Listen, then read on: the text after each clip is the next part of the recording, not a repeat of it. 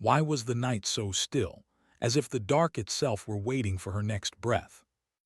Ella Ramirez lowered the tablet until its cold light no longer burned her eyes, but the words stayed scorched into her mind. Terminate subject Echo 7.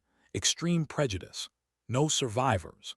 The message carried no flourish, no human warmth, just a sterile sentence wrapped in the kind of encryption that should have been unbreakable. 3 enemy commanders had signed it.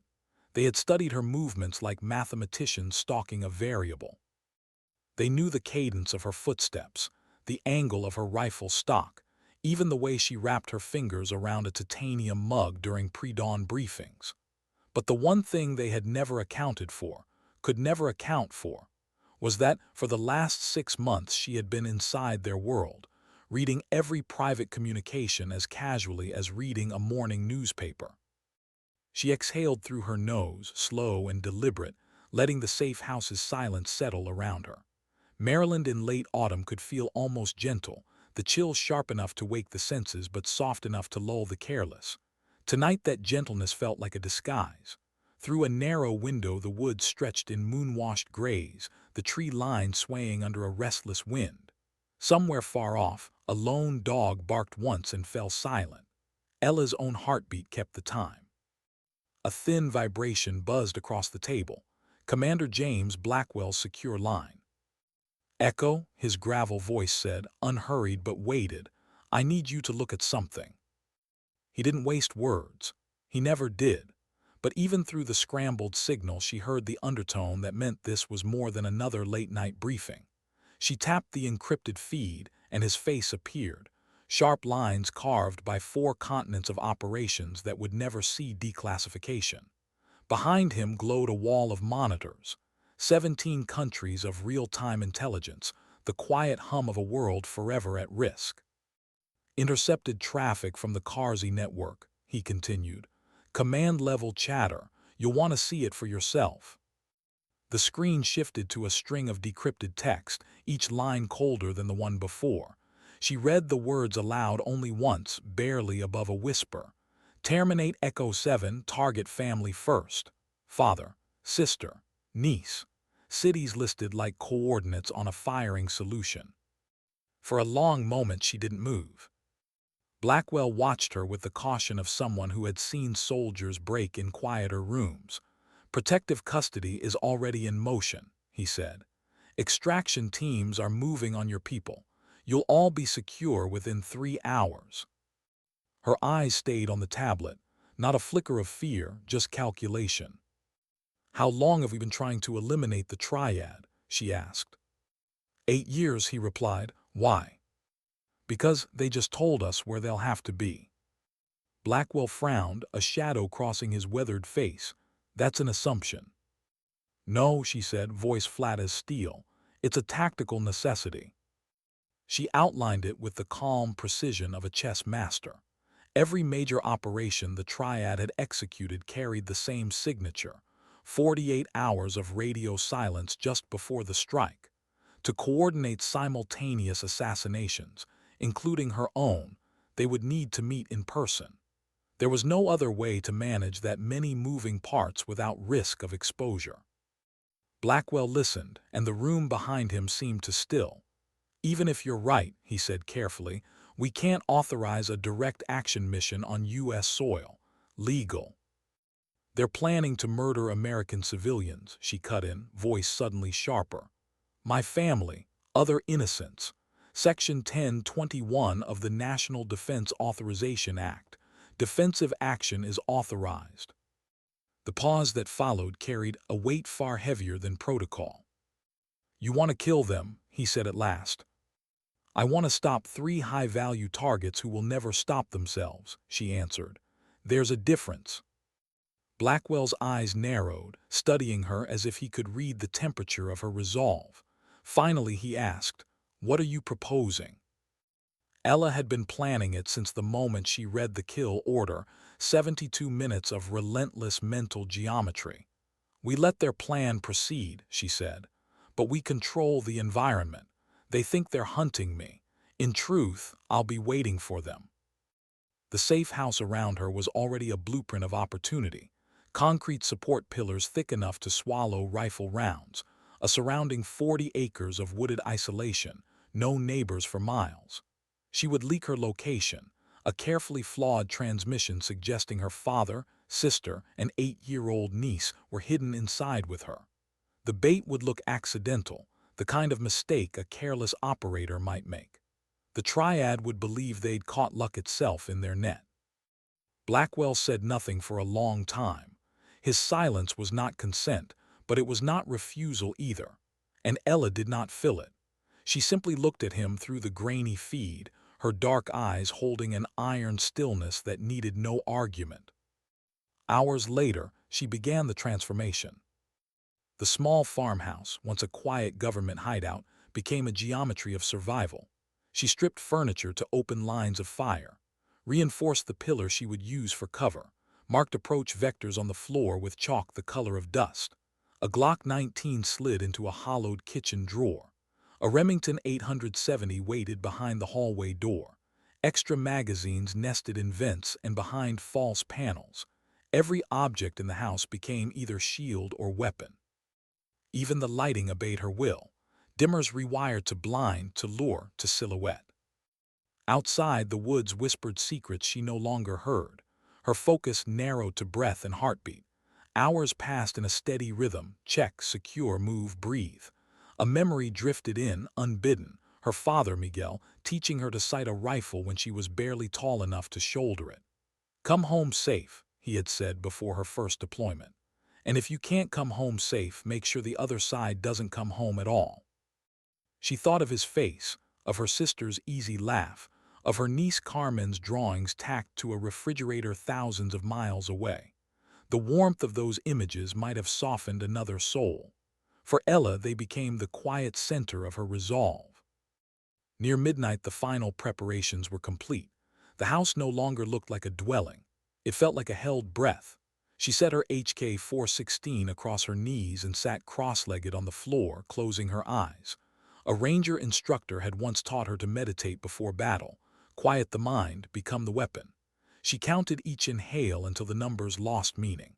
Somewhere far off, a single-car engine echoed down an empty road and faded. 3 hours before dawn, her secure phone buzzed. The number was unlisted, but the encryption signature pulsed familiar. She answered without speaking. "Hello, Echo 7, a woman's voice said, smooth, cultured, faintly Argentinian. "Or should I call you Ella?" "Colonel Isabella Vargas, the Triad's ghost." "We've been studying you for a very long time," Vargas continued, the words laced with quiet amusement. "I'm calling to give you a chance, a professional courtesy." Ella kept her tone level. Interesting definition of courtesy. "We know about the safe house. We know about your family.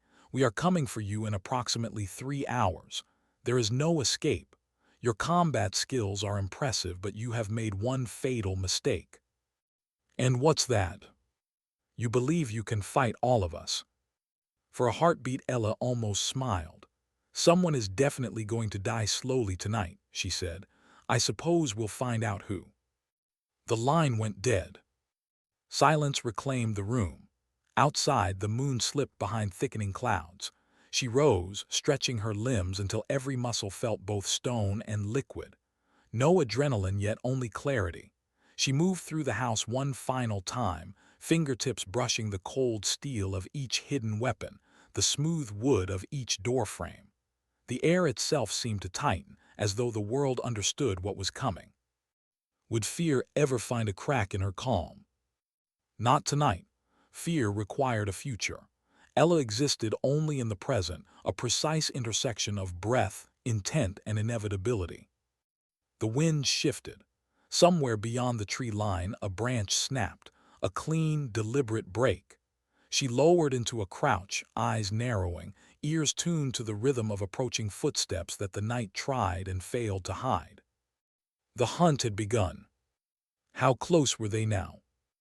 Ella felt the question slip through her mind as naturally as breath, a quiet pulse beneath the stillness. The woods outside seemed to tighten around her safe house like a fist.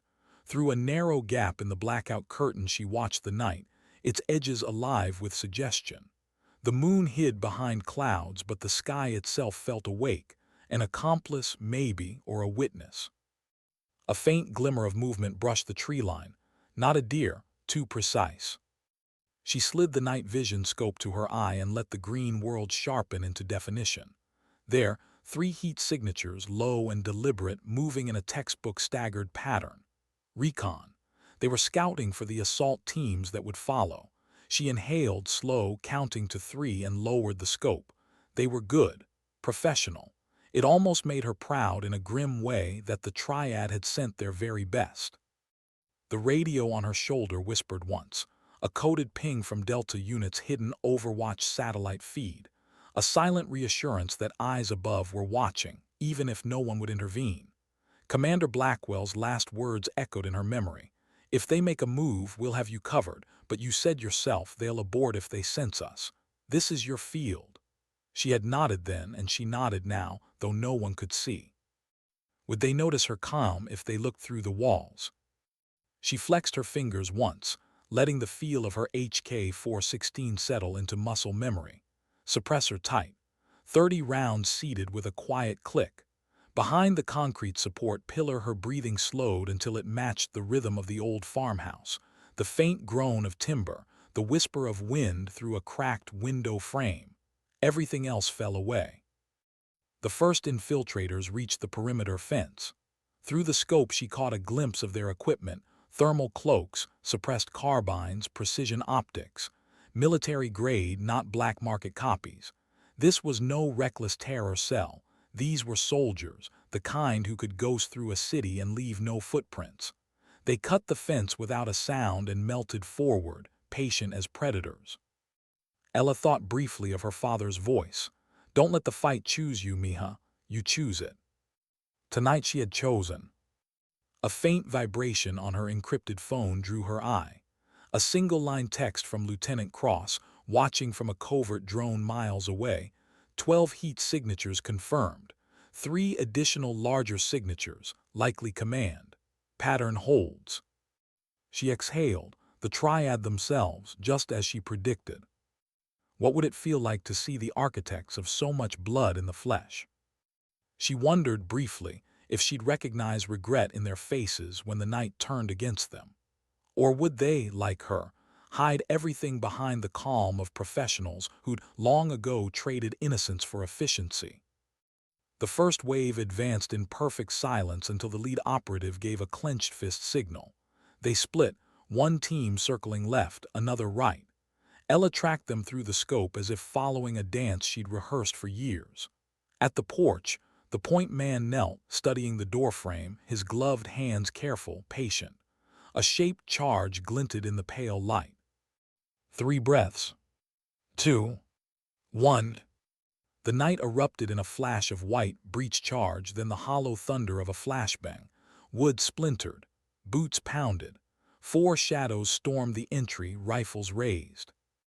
Ella didn't move until the 3rd step.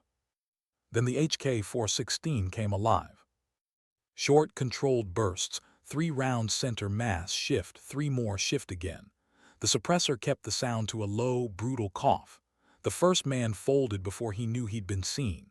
The second staggered into the doorframe, a neat crimson arc painting the wall. The third spun, firing blind, but her next shot cut the motion short. The fourth lunged sideways, hopping for cover that wasn't there. She adjusted a fraction and ended it. 5 seconds, 4 bodies. The smell of burnt powder mingled with the faint sweetness of old wood. Ella pivoted, silent as her own shadow, to the secondary corridor. The second team was already stacking on the back door. They hesitated at the muffled coughs of suppressed fire, a heartbeat too long. She caught them in the fatal funnel, muzzle steady against the concrete pillar. 2 fell instantly. The team leader barked an order in Russian, a sound half lost to the next burst. Another operator dove left, seeking a corner. Ella rolled right, came up low, and fired twice. He collapsed without a cry. 4 more gone. 7 down. Would fear crack the survivors' discipline? For a moment, silence claimed the house again, broken only by the metallic tick of cooling rifles. Ella listened with every nerve. The third team moved outside, circling wide, their comms buzzing faintly through the night vision feed. They were regrouping, calculating angles, planning to flank. She moved before they did. Slipping down a darkened hallway, she pulled a flashbang from her vest, thumbed the pin and slid it through the side entrance as the last group converged. A silent count 3, 2, 1, then a bloom of blinding light and concussive force.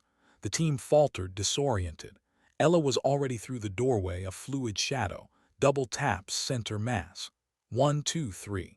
Another dropped his rifle and tried to raise a pistol. She pivoted, single shot through the sternum. The final man fired wildly, bullets sparking off concrete. She rolled, came up behind the pillar and finished it. 90 seconds since the first breach. 11 men down. Only one remained. A lone operator staggering backward through the front door, bleeding, eyes wide behind tilted night vision goggles. He broke into a ragged sprint toward the tree line. Ella let him run. Through the scope she watched him stumble across the yard toward the dark shapes waiting beyond the fence. 3 figures, larger heat signatures, no helmets, no rush, command. Vyulav Almaty, Vargas. Her pulse stayed steady as she followed the survivor with her sights. She knew the plan. Let him bring them to her. Let their overconfidence draw them into the open. The wounded man burst through the gate and fell to his knees at their feet, blood soaking his sleeve. He shouted something in Russian, panic and disbelief twisted into a single broken phrase. The figures stiffened. Vargas stepped forward, her silhouette unmistakable even in the ghostly green of night vision. Tall, poised, deadly. Ella shifted her aim. General Dmitry Vyulav moved first, hand reaching for a sidearm. Too slow. Her first burst caught him high in the chest. He jerked, surprise frozen in wide eyes as he collapsed into the mud. Dr. Rashid Al-Mahdi turned to flee, a flash of calculation in every line of his body. Ella led the target, exhaled, squeezed. He crumpled mid-stride, the echo of genius fading into the cold earth. Vargas drew her pistol in a single fluid motion and fired twice. One round sparked off the farmhouse doorframe. The second carved the air so close Ella felt the heat against her cheek. She moved without thought, pivoting behind the pillar, returning fire in a disciplined 3-round burst. The Argentinian colonel staggered, eyes wide, not with fear but recognition. In that instant, 2 professionals shared a wordless understanding. Then she fell, weapon clattering across the grass. Silence. It spread outward from the farmhouse like a tide, swallowing the last echoes of gunfire until the night returned to its earlier hush. Only the faint hiss of wind through the trees remained, as if the earth itself exhaled. Ella stayed behind her cover for a count of 30, scanning every angle. No movement, no sound. Only the fallen, the soft metallic scent of cordite, and the slow realization that the hunt was over. Would relief come now? No, only the quiet knowledge of completion. 15 hostiles, 15 down.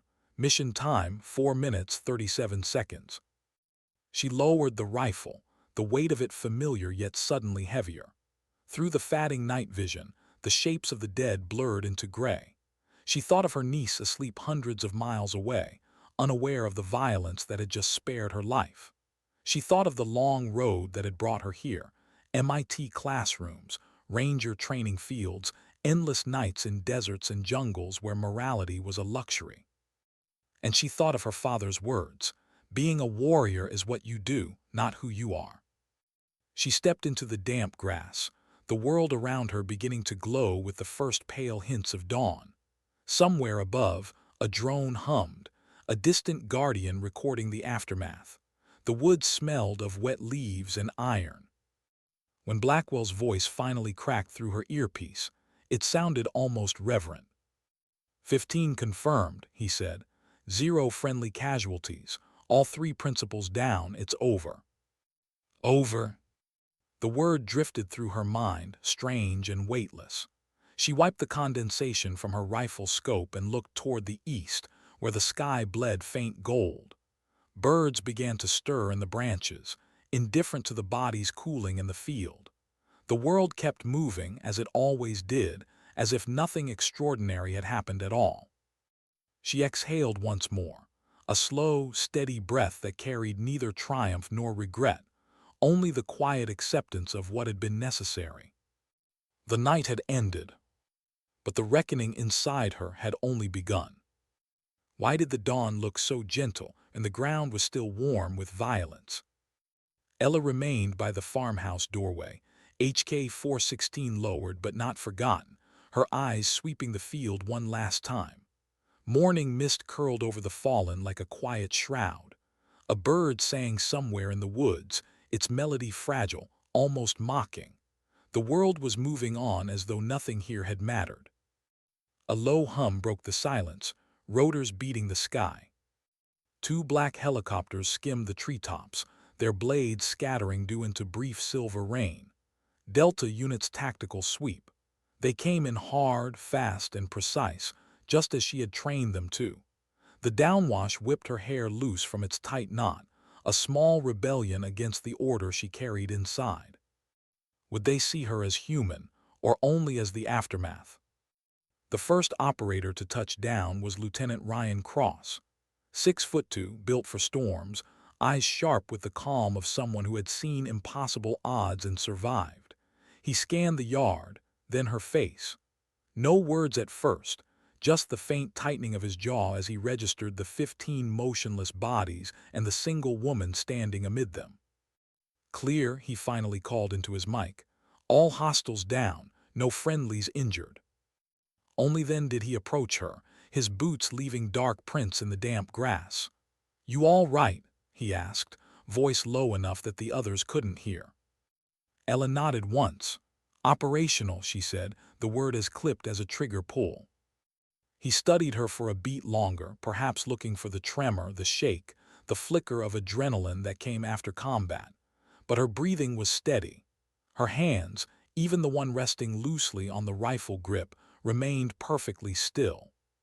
Cross exhaled through his nose, a subtle admission of both relief and unease. "Let's get you inside," he said. The farmhouse filled quickly, with the quiet chaos of professionals at work. Operators in matte black gear moved from room to room, marking shell casings, photographing entry wounds, sweeping for hidden devices. Forensic specialists set up lights that cast long, strange shadows across the scuffed floors. The smell of gunpowder mingled with antiseptic and earth, a laboratory of death. Commander Blackwell arrived last, stepping through the ruined doorway with the measured gravity of a man who had walked through too many battlefields to be shocked by another. His eyes moved across the carnage, taking in each body, each bullet whole, before they finally settled on her. 15 hostiles eliminated, he said quietly. 0 friendlies. Textbook close quarters engagement. "They came to kill my family," Ella replied, voice flat. "I made sure they couldn't." Something flickered across Blackwell's face, pride perhaps, or something closer to concern. "You realize what this means. The Triad, 8 years of hunting, countless resources, and you ended it in under 5 minutes. 4 minutes, 37 seconds, she corrected. "I was counting." He let the silence stretch before nodding. "There will be an inquiry, but you already know that." "They were armed hostile forces planning mass casualty attacks on American soil," she said.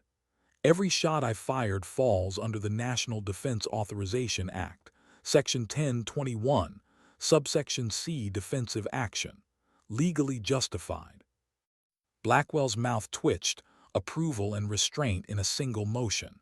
"You've written the report already, haven't you?" "I'll send the draft before sunrise." He didn't doubt it. Would the law ever weigh what she had done as heavily as her own heart? Ella looked past him to the eastern horizon. The first full rays of morning light burned the mist into gold, turning every drop of blood into a glint of copper.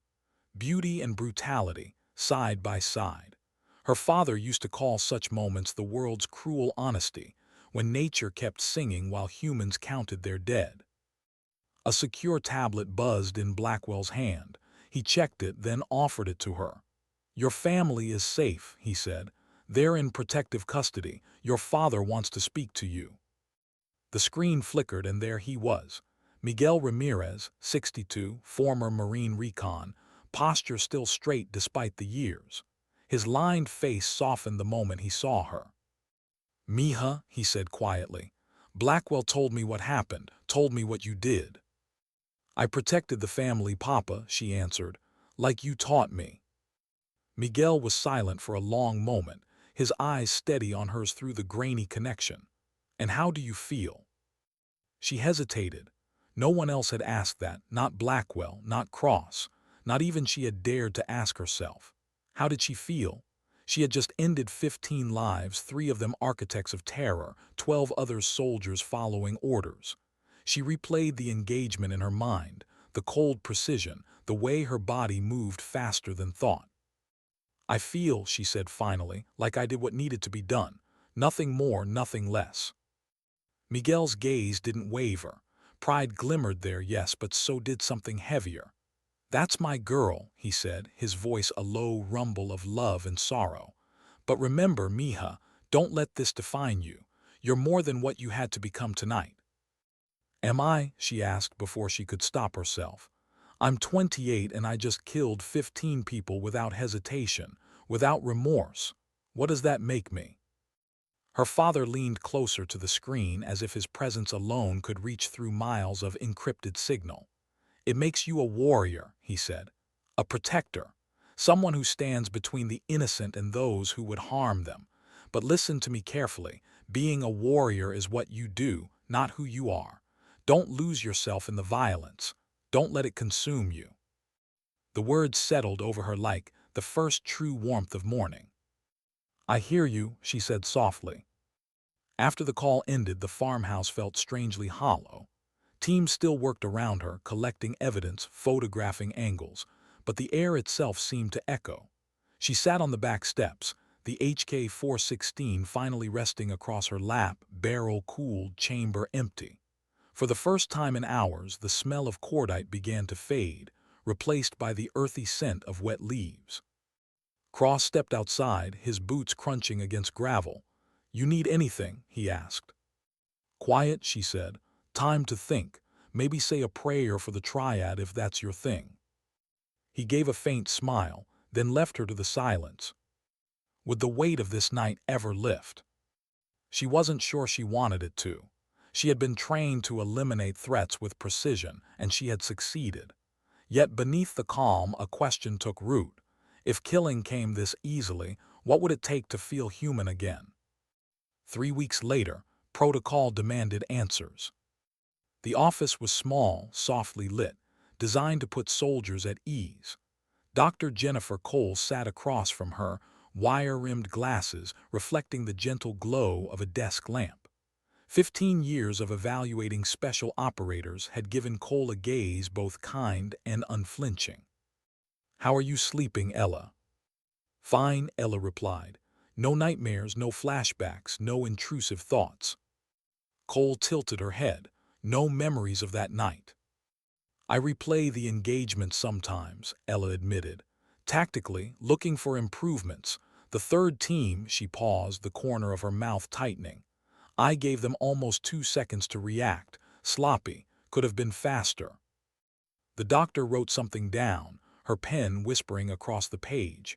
"Ella, you killed 15 people in less than 5 minutes.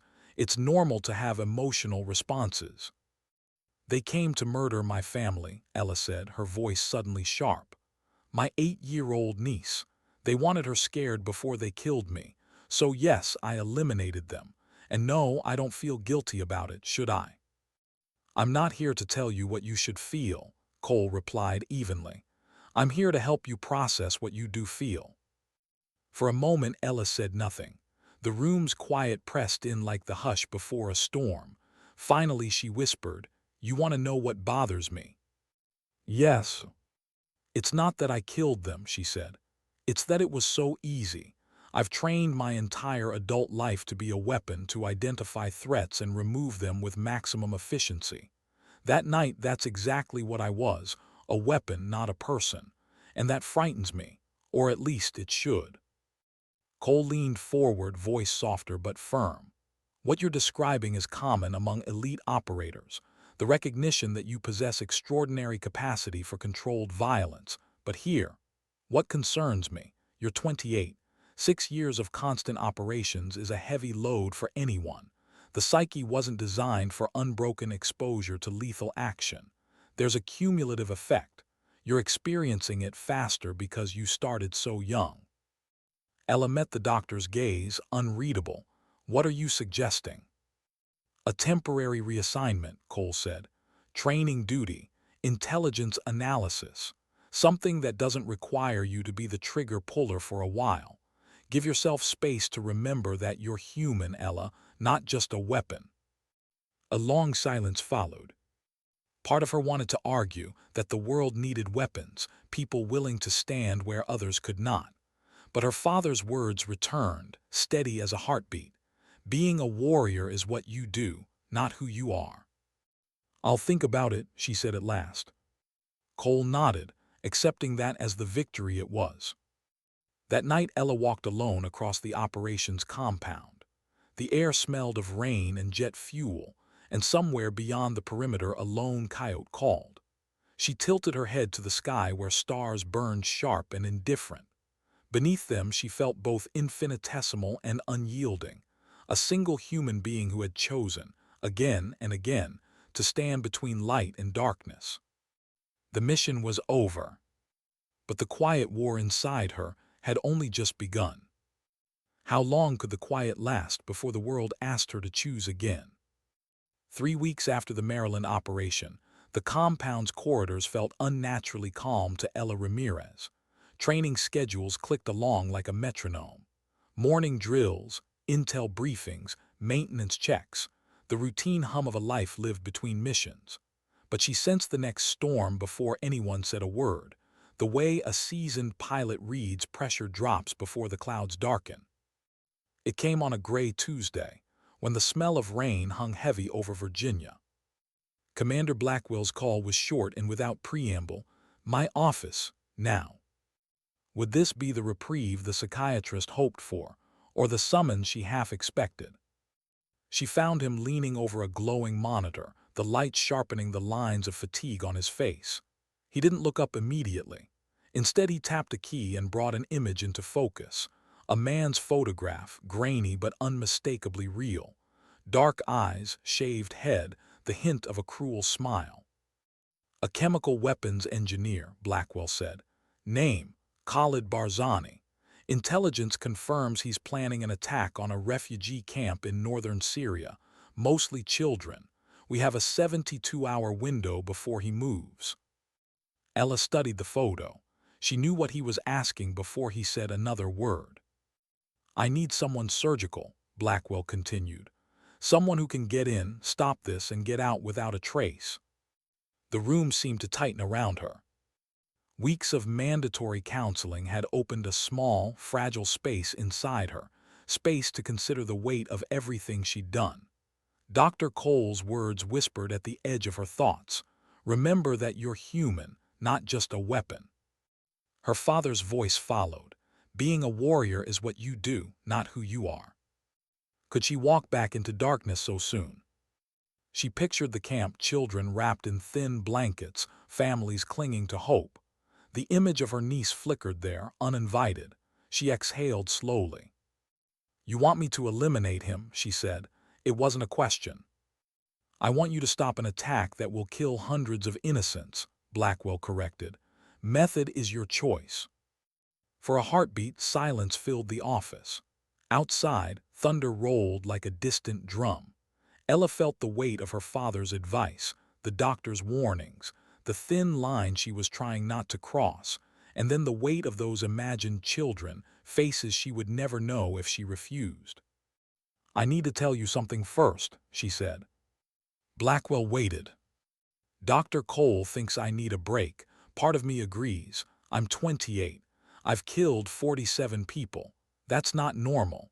I'm starting to lose track of where the weapon ends and the person begins. Blackwell's gaze was steady, unreadable. So what are you saying, Echo?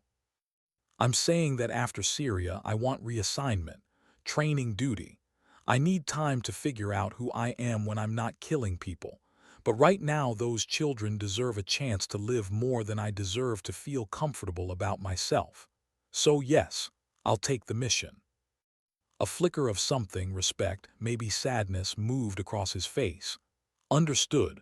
48 hours to prep, and when you come back, we'll make the reassignment happen. He closed the file but did not look away from her. You're sure? Ella's voice carried the calm of certainty. I'm sure. The next 2 days unfolded in a blur of precision and quiet resolve. She reviewed satellite imagery of the compound in Aleppo province.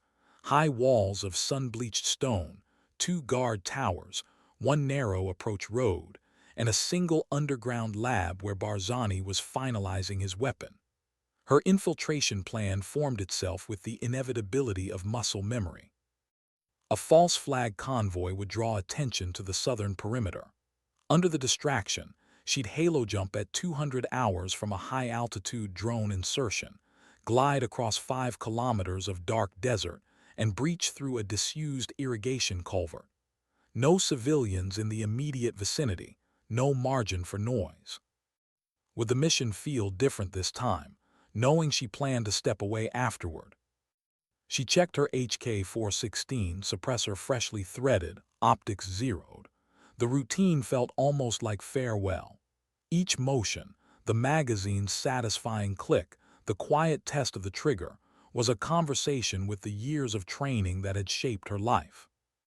Before wheels up, she found Dr. Cole waiting in the hangar, wind tugging strands of hair across her face. You don't have to do this, the psychiatrist said. Yes, I do, Ella replied.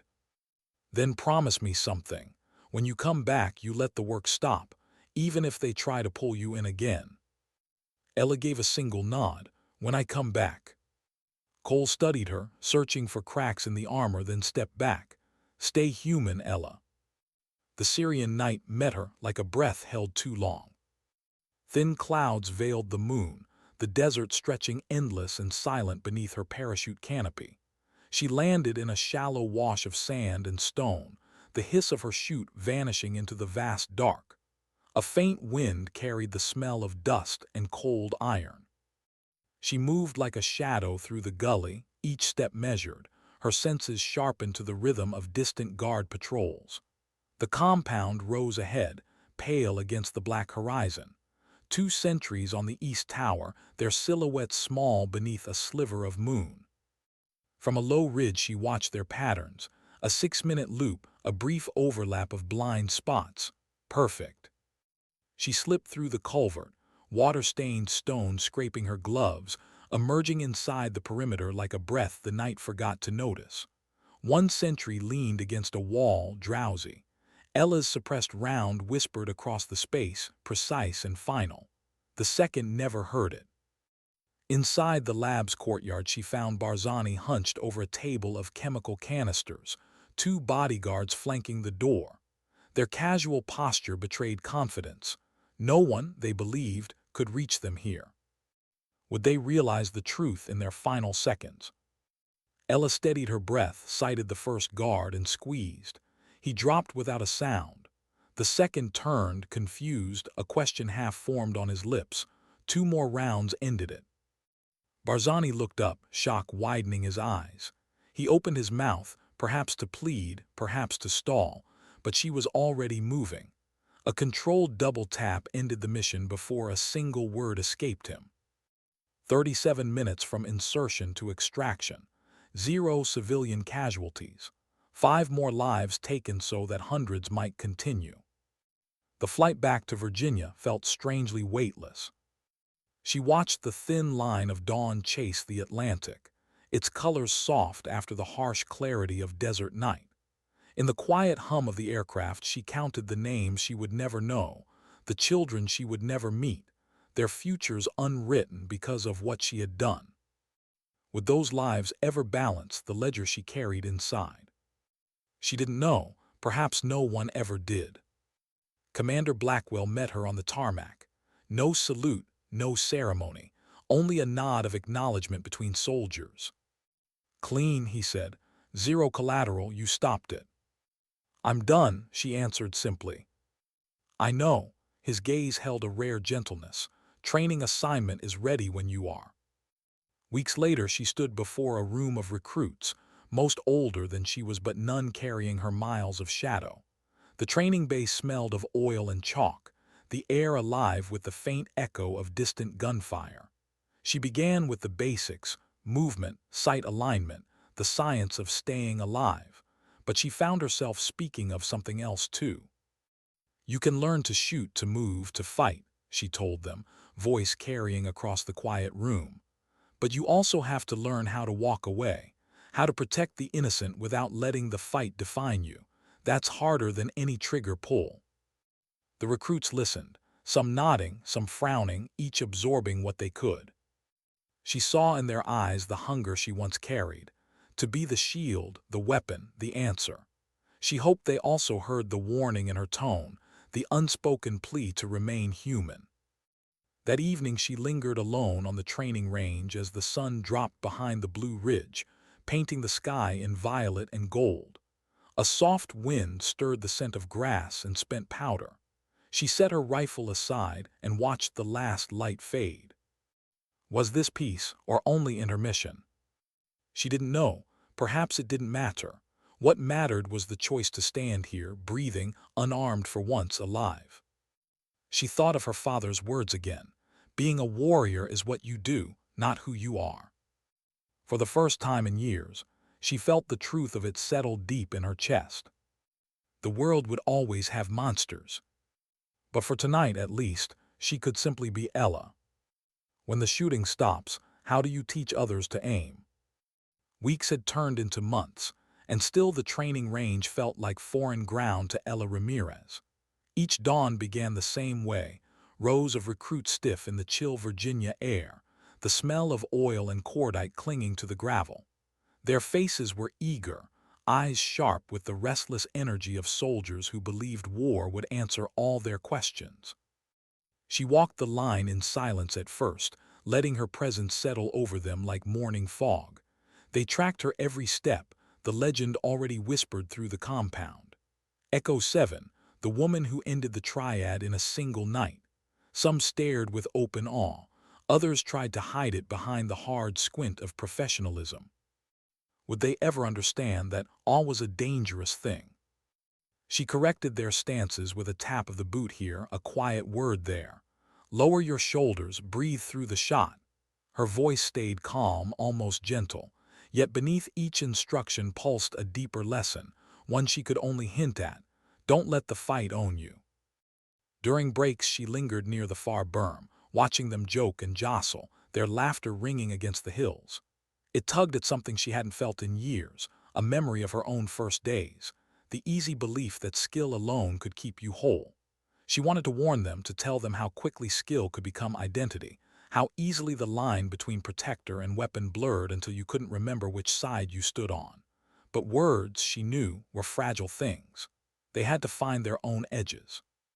One recruit, Private Daniels, tall and impatient, finally voiced the question everyone carried. "Ma'am," he said, eyes bright beneath his helmet, "what's it like?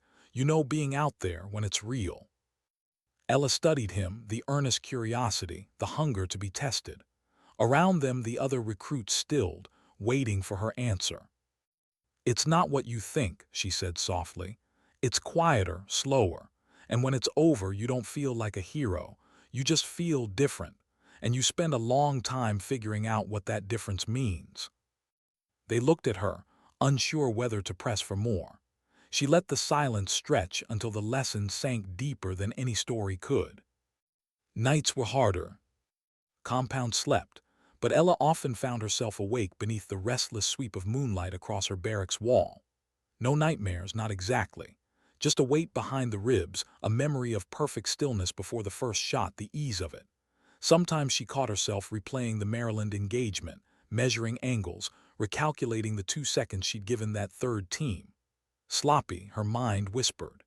Even here, far from battle, The perfection of violence tugged at her like an old companion.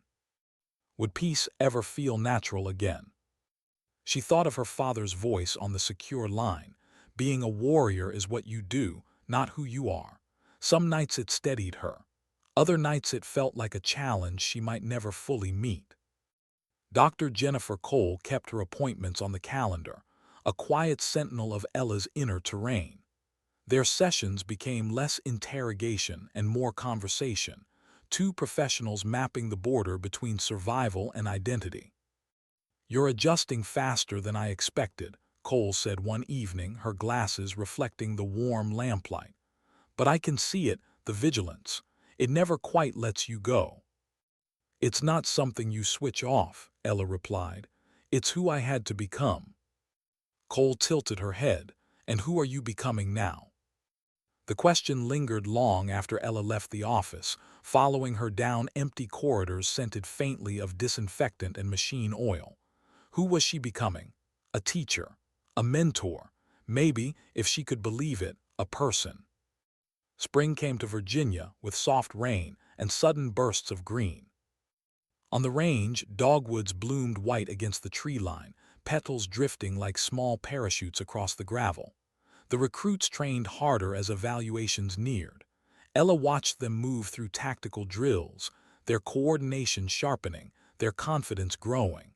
Pride touched her like sunlight, warm, unexpected.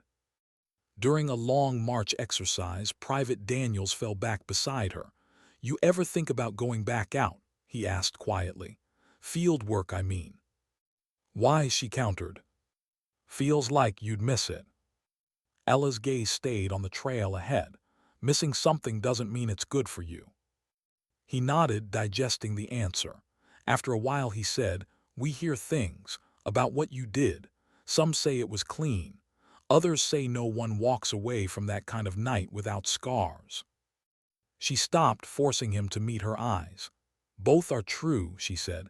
"It was clean, and it left scars. The question isn't whether you get scarred, it's whether you know what to do with the scars afterward." Daniel swallowed, the weight of her words sinking deeper than the pack on his shoulders. Letters from home arrived every other week.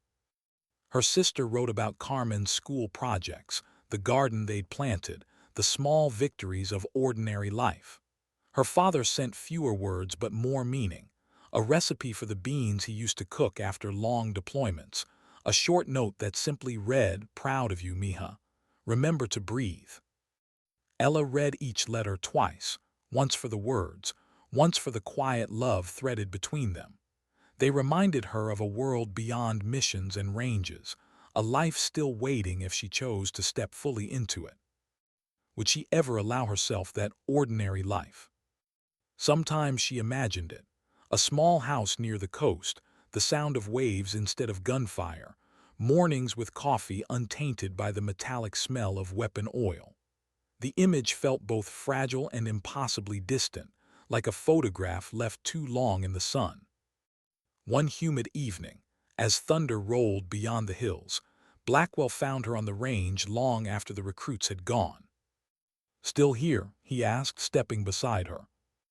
"Old habits," she said, setting down a cleaning cloth. He studied the empty firing line, the targets silhouetted against the dark. "You've made an impression. Recruits talk about you like a myth.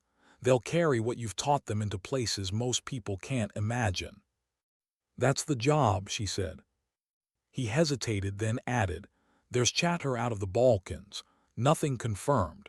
But if it solidifies, we'll need someone with your skill set." Ella felt the old pull, a flicker of adrenaline, the quickening of a heartbeat that remembered the hunt. She inhaled once slowly until the temptation passed.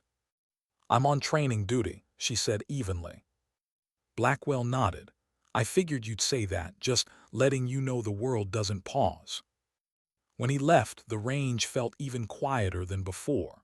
She stood in the gathering dark, the scent of approaching rain mixing with the faint residue of gunpowder, and realized she had faced another test tonight, one without bullets, one that mattered more. Later, as the storm broke, she sat by the window of her quarters, watching rain streak across glass like silver threads. Lightning flashed, illuminating the neatly folded uniform on her chair, the rifle locked away in its case. Was she ready to lay that part of herself down completely? Maybe not, but she was learning to live beside it, to let the weapon be only a piece of her story rather than the whole. Her phone buzzed, a secure message from Dr. Cole. Progress isn't the absence of the past, it's the decision to carry it differently. Ella read it twice, then let the screen go dark. Outside, thunder rolled again, deep and patient. For the first time in years, she felt something close to peace, not the brittle stillness before violence, but a quieter, steadier kind. A peace earned not by the rifle, but by the choice to set it down. How long could she live in the quiet before the past came knocking? The rains of late spring had given way to a Virginia summer so heavy it pressed against the skin. At dawn, mist burned off the training range in silver sheets, leaving the smell of wet earth and gun oil. Ella Ramirez moved among her recruits like a silent metronome, correcting a grip here, a stance there, every gesture precise. They had stopped whispering the old legends about her. Now they simply watched and listened, absorbing whatever they could before their first deployments. To them she was both teacher and warning. They knew the stories, the Maryland night, the Syrian compound. Some wore admiration openly, others something closer to caution. But all of them felt the gravity she carried, the way her presence made even the air seem deliberate. Was this what peace looked like, purpose without blood? Ella wasn't sure. Each evening when the range emptied and the hills fell quiet, she felt the ache of memory beneath the calm. No nightmares, only the echo of perfection, the silent count before the first shot, the strange serenity of lethal focus. She'd thought stepping away from missions would dull that edge. Instead it lingered, a sharpened awareness humming just under her skin. Dr. Jennifer Cole kept their weekly meetings on the calendar, a steady voice in the new rhythm of Ella's life. "You seem lighter," Cole observed one afternoon, tilting her head as sunlight pooled across the office carpet. "But still, watchful." "I don't think that ever goes away," Ella said. "You don't unlearn vigilance." "Maybe not, but you can learn where to rest it." Cole's eyes were kind but probing. "Are you resting it?" Ella hesitated. "I'm learning." Cole nodded, as if that answer carried its own quiet victory. Letters from home became small lifelines. Her sister sent snapshots of Carmen's school play, bright paper programs folded around childish scrawls of love. Her father wrote sparingly but with weight. "The garden is full of tomatoes this year. Remember to breathe, mija." Ella pinned the notes above her desk. On late nights she traced the handwriting with her thumb, letting the ordinary world seep into the edges of her disciplined life. Sometimes she imagined visiting, just showing up on her sister's porch with nothing but a weekend bag. No cover story, no hidden weapon, just Ella. The thought felt both fragile and terrifying. Would they recognize her if she arrived like that, unarmored? She wasn't sure she'd recognize herself. By midsummer, the recruits were nearly through their cycle. They moved as a unit now, swift and precise across the obstacle fields. Watching them, Ella felt a quiet pride she hadn't expected. She had given them skills, yes, but also something harder to name, a respect for the thin line between protector and predator. During a final evaluation march, Private Daniels, a young man whose restless questions had once mirrored her own, fell back to walk beside her. Sweat darkened his collar, but his eyes held steady. "Ma'am," he said, voice low, "when it's real out there, how do you know when to pull the trigger? Not the mechanics, the moment." Ella considered. "You know when you have no other choice," she said. "And if you're lucky, you spend the rest of your life making sure that moment was exactly when it had to be." He absorbed the words, his silence heavier than any reply. One humid evening, as fireflies sparked across the compound, Commander Blackwell appeared on the range. He rarely came unannounced. His presence carried the subtle tension of a storm cloud. "Got a minute?" he asked. Ella wiped her hands on a rag. Always. They walked the empty line, the soft crunch of gravel beneath their boots. There's chatter in the Balkans, he said finally. Fragmented intelligence. Could be nothing, could be the start of something ugly. I know you're on training duty, but... He let the sentence drift unfinished.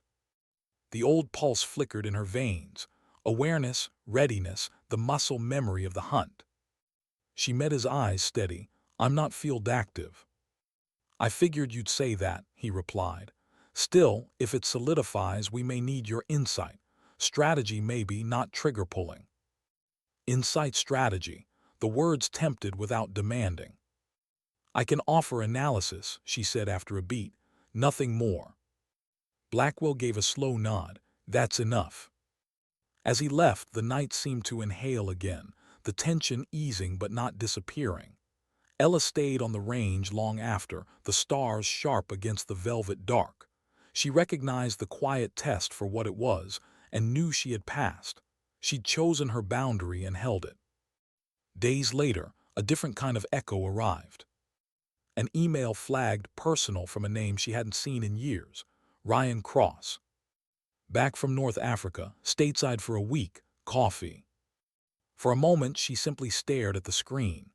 Cross had been there in Maryland, one of the few who truly understood the precision and cost of that night.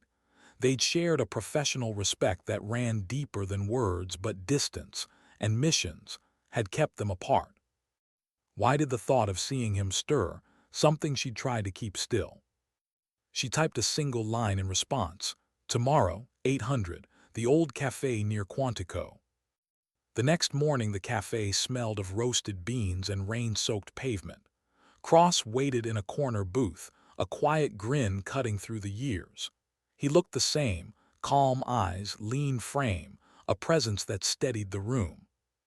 Echo, he said, the call sent both tease and acknowledgement. Ryan, she answered, allowing the faintest smile. They talked for hours, about deployments, the recruits she was shaping, the missions he wouldn't fully describe. He asked how she was sleeping. She asked if the world ever felt heavier. Neither pretended to have simple answers. Before parting, he studied her with a soldier's precision. You seem grounded, he said. I'm trying, she replied. It's a work in progress. Aren't we all, he said, and there was something like admiration in his voice.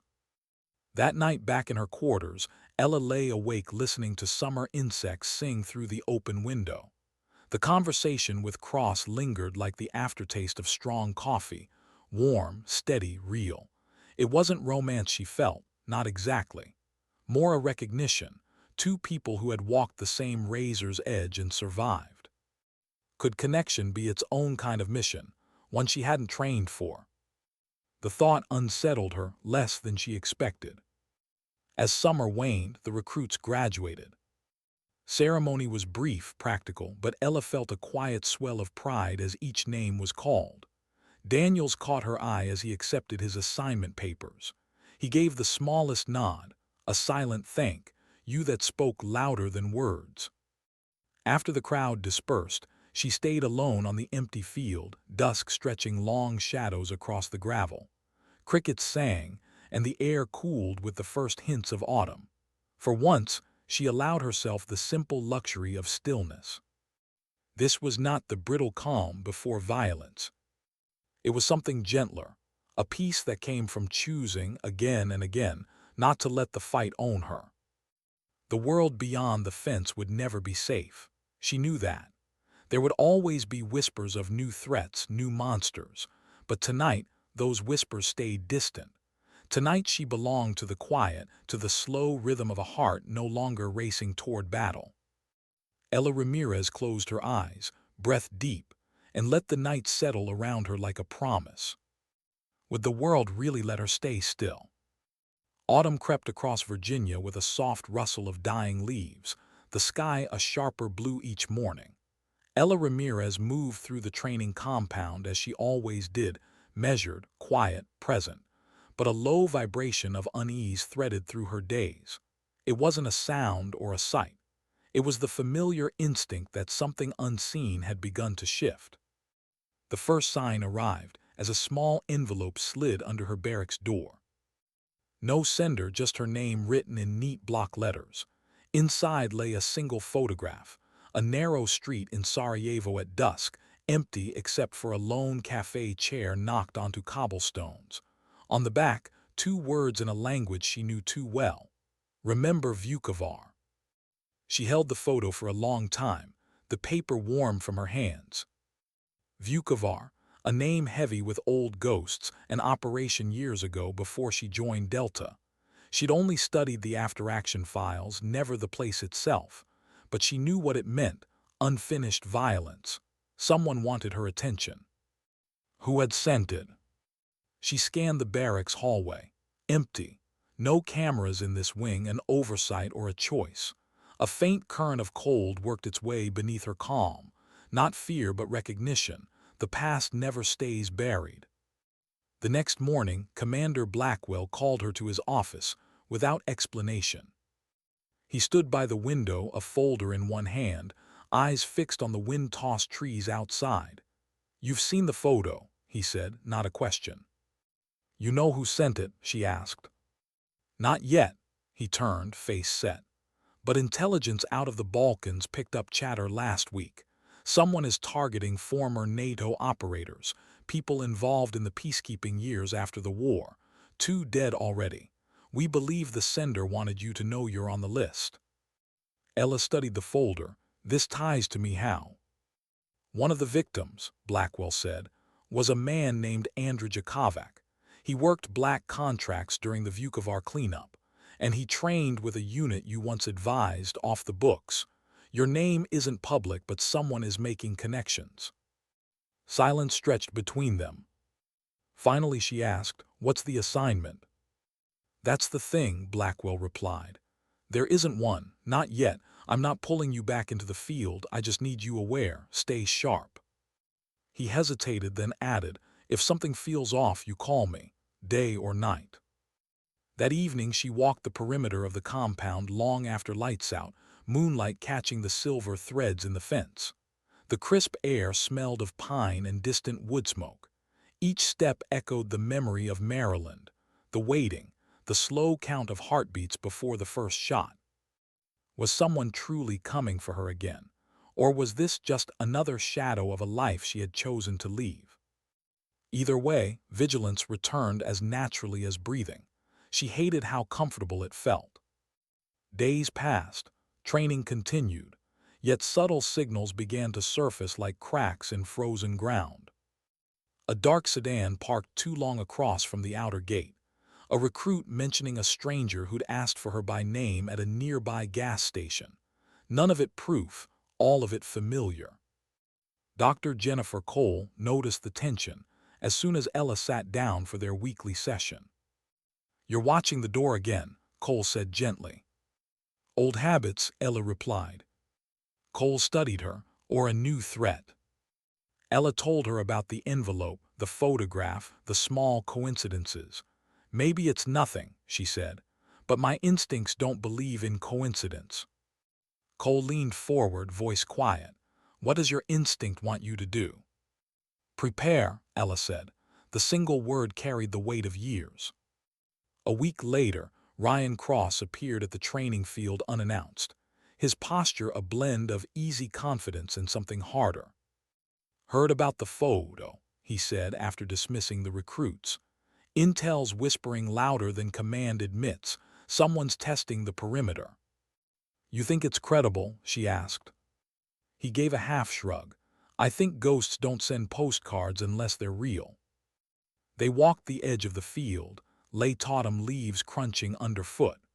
Cross's presence steadied her in a way that surprised her, as if some part of their old mission still linked them. "You could leave for a while," he offered. "Disappear, you've earned it." "I tried disappearing," she said quietly. "The world keeps finding me." The first direct contact came on a rain-slick evening. Ella had stayed late in the range office reviewing recruit evaluations when a soft chime signaled an incoming encrypted call. The ID was nothing but a string of numbers. She answered without speaking. A man's voice, low and accented, filled the room. Echo 7, you killed my brother in Maryland. Her pulse slowed instead of quickened. Identify yourself. You don't know me, he said, but you knew him. He died outside that farmhouse. We were not all Triad. Some of us, we had no choice. You picked a side, she said. You picked first, he countered. Now we finish what you began. The line went dead. Ella stared at the silent screen. Rain hammered the roof, steady as a drumbeat. Blackwell arrived within the hour, rain beating on his jacket. We traced the signal to Sarajevo, he said. Single bounce through an unregistered relay. Whoever it is knows our playbook. Someone survived Maryland, Ella said. Possibly a support asset, Blackwell agreed. We never found everyone. For a moment neither spoke. Outside, lightning split the night, white and cold. Finally Blackwell said, we can relocate you. No, Ella answered. That's what they expect. If he's coming, I'll be ready. He studied her, eyes narrowing with the weight of memory. This isn't a sanctioned mission. It's self-defense, she said. You taught me the difference. In the weeks that followed, she moved through days with quiet precision. To the recruits she remained the calm instructor, but after dark she returned to habits long set aside. She checked sight lines around her quarters, studied the rhythms of the compound's security patrols, rehearsed contingencies in silence. Not paranoia, preparation. Would it ever end, this cycle of vigilance and waiting? Part of her feared it never would. Part of her, she admitted, wasn't sure she wanted it to. The readiness was who she was, if not the whole of her, still a truth she could not discard. One cold dawn, Cross found her on the range before sunrise, a shadow among shadows. Intel says chatter's spiking, he told her. Your caller may already be stateside. Ella chambered around, the click loud in the stillness. Then he'll find what he's looking for. Cross studied her profile, the steady hands, the unreadable eyes. Does it ever stop, the need to be ready? She didn't look at him, only when I stopped breathing. The first snowfall of winter dusted the compound the night. The perimeter alarms finally tripped. Two figures breached the outer fence, moving with professional silence. Ella was already awake, rifle in hand before the siren began its low pulse. From the shadow of the barracks doorway, she watched their dark shapes glide across the frozen ground. Her heartbeat steadied, slow and deliberate, as she sighted the first intruder.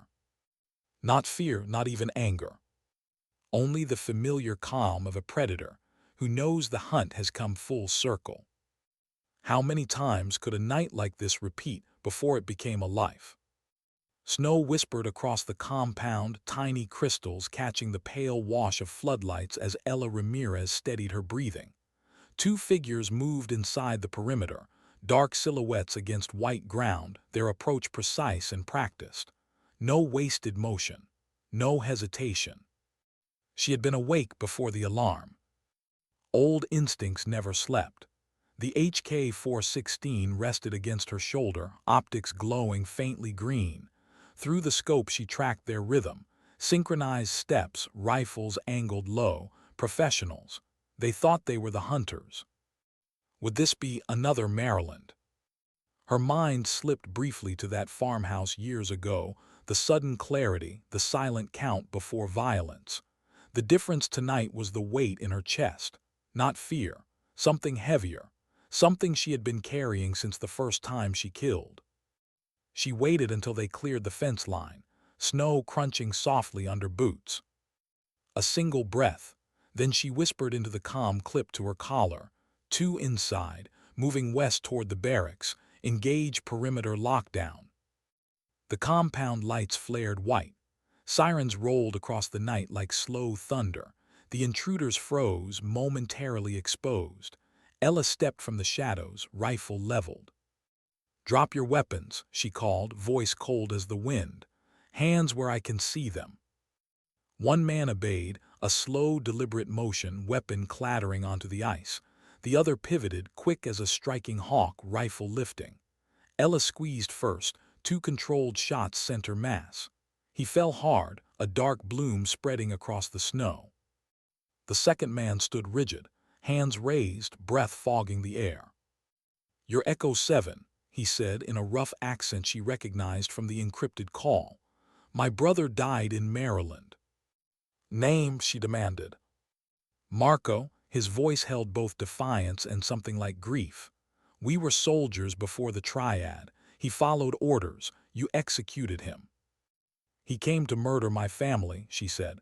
"Choices have consequences." He shook his head slowly. "You think you own justice. You think you decide who lives and dies." Behind her, boots pounded as Delta security fanned out, rifles trained on the man. Commander Blackwell's voice cut through the night. "Stand down, Echo. We'll take it from here." But Ella didn't lower her weapon. She saw the man's eyes, rage, sorrow, the reflection of her own history. He was an echo of every ghost she carried. Killing him would be easy, too easy. Was this the moment to prove she was more than a weapon? Her father's words came back, quiet as falling snow. "Being a warrior is what you do, not who you are." Ella exhaled, slow and deliberate, and lowered the rifle. "Take him alive," she said. Blackwell stepped forward, his team closing in. Marco didn't resist as they cuffed him, though his stare never left her face. "It never ends," he muttered, "for either of us." Hours later, the compound settled into uneasy silence. Inside the dim briefing room, Blackwell studied the preliminary reports. "Clean engagement," he said.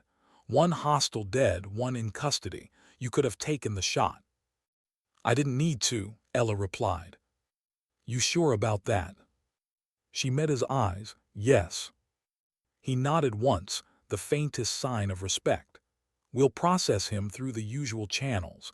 Intelligence wants to talk to you about the Triad remnants." "I'll debrief," she said, though her thoughts were already elsewhere. Before dawn, she stood alone at the fence line, where snow met darkness. The cold bit through her gloves, but she barely felt it. Beyond the trees, the sky hinted at first light, a thin ribbon of silver over black hills. The quiet pressed in like a living thing. Was this victory? No, it was choice. She thought of Maryland, of Syria, of every mission that had demanded the finality of a trigger pull. Tonight she had chosen another path. It didn't erase the past. It didn't wash the blood from her hands. But it proved, if only to herself, that she was still more than the violence. Footsteps approached softly. Ryan Cross stopped beside her, breath clouding in the cold. "You let him live," he said. "I had a choice," she answered. He studied her profile, the calm in her stance. "That choice isn't easy." "It shouldn't be."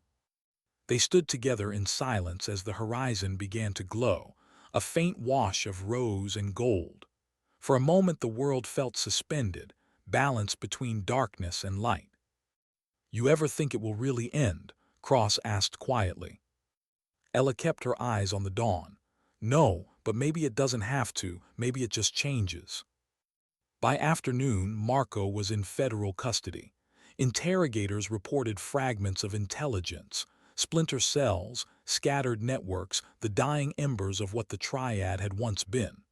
Blackwell briefed her, voice clipped but not unkind. "You did the right thing," he said finally. "Did I?" Ella asked. He hesitated, then gave the smallest nod. "Sometimes the right thing isn't clean, but it matters."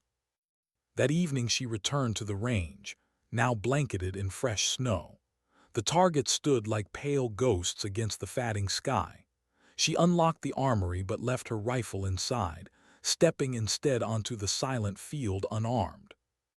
Each breath formed a small cloud in the cold air. For the first time in years, she felt no need to scan for threats, no urge to measure sight lines. The quiet was not the brittle stillness before violence. It was something gentler, a peace she had chosen, forged through every impossible decision. She thought of her father's letters, her sister's garden, her niece's laughter, of Dr. Cole's patient reminders that progress wasn't the absence of the past, but the choice to carry it differently. And she thought of the man she'd spared, alive now because she had finally drawn the line between who she was and what she could do. Would the world ever stop asking her to stand at that line? Probably not, but she understood something new. The power was hers to decide which call to answer. Snow began to fall again, soft and endless, each flake a tiny silence. She tilted her head back and let them settle on her face, cold and pure against warm skin. Sometimes dignity doesn't speak. It waits. It acts. And in the hush that followed, Ella Ramirez, soldier, teacher, survivor, stood beneath the quiet sky and let the light find her.